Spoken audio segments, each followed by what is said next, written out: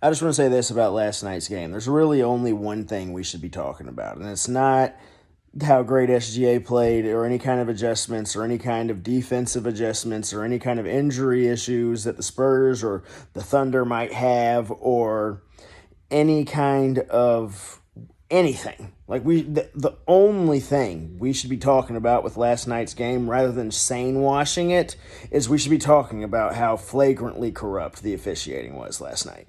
There is no way to say, oh, well, the Spurs would have won had they not turned the ball over 20 times. There's no reason we should get there.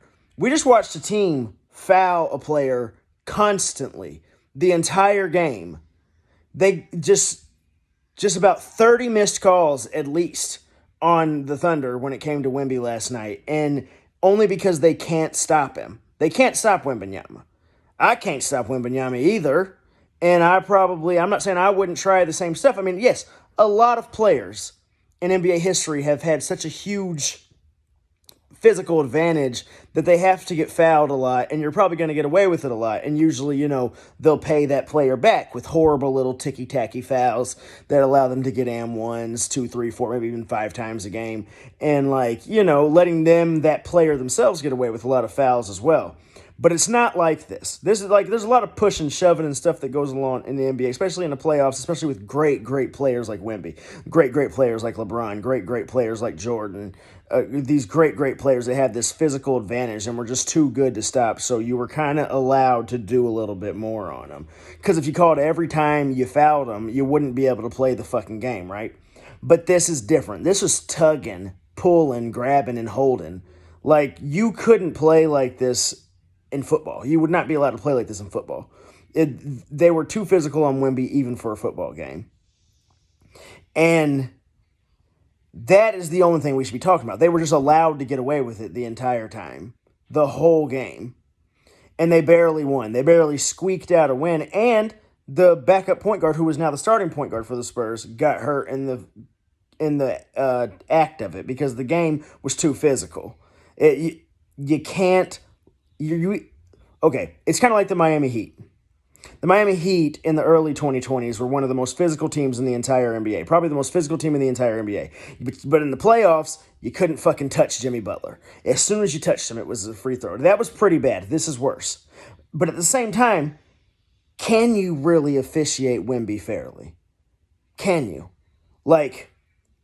Can you just let him do that? I'm not trying to make excuses for it either, but what do you do about somebody like Wemby? If you don't foul him the entire game, it's not fuck this year. He's still not even there. In 2, 3 years, when he gets his NBA bodies and his shoulders start standing up and his posture fixes up, kind of like what happened with Tatum, how he looks compared to how he looked when he came in the league. What happens when that? Because Wemby's never going to be a big, bulky guy, but he will eventually be much stronger. It's just, once he can push back, you know what I mean? What can you do other than just let his opponent constantly foul him? Or are we just going to have to where you can't play the game anymore because you're blowing a whistle you can't go 2, 3 possessions without Wemby being at the line? Because if that game was officiated completely fairly, not the way that it would in the officiating's never perfect. It's always going to be at least a little bit one-sided on leaning one way. It's never going to be perfect. There's always going to be a team that gets more calls, that gets more convenient calls, that gets the calls that matter the most, and a team that doesn't get the calls that matter the most. But, so I'm not talking about that. If you call that game last night completely fairly, I mean, Wemby shoots 25 free throws in the first half. So you can't do it completely fairly where everything that's a foul gets called and everything that's not a foul doesn't get called. But how much do you have to tip it against the Spurs so it can be fair enough for everybody else so that we don't just have a foregone conclusion every single season? I don't know, but it ain't what happened last night. That's not acceptable, and we should not be talking about anything else, or they're going to keep letting them do it. That's like the Jordan rules, 2026. You might say it was different back then. You're old enough to remember how much worse it was. Well, duh. Back then they hadn't been spending 15 straight years trying to make all that kind of shit illegal. They changed all the rules in the league, so it's where what you have to do in order to defend Wemby is an instant foul out. In fact, it might even be a flagrant foul.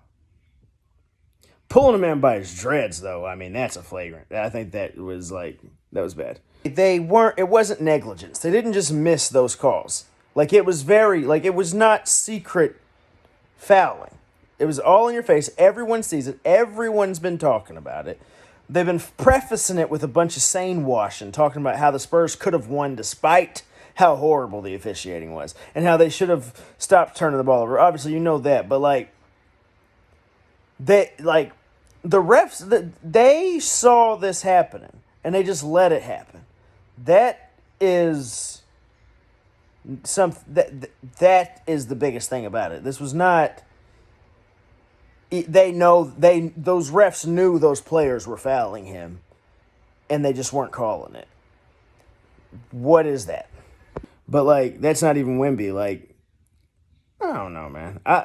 They got a lot of figuring out what they're going to do at the NBA level. Are you going to let this guy just completely dominate the league, or are you just going to basically say, yeah, the rules just don't apply when it comes to him? Because that shit was fucked up. No, don't talk about turnovers. Talk about the officiating.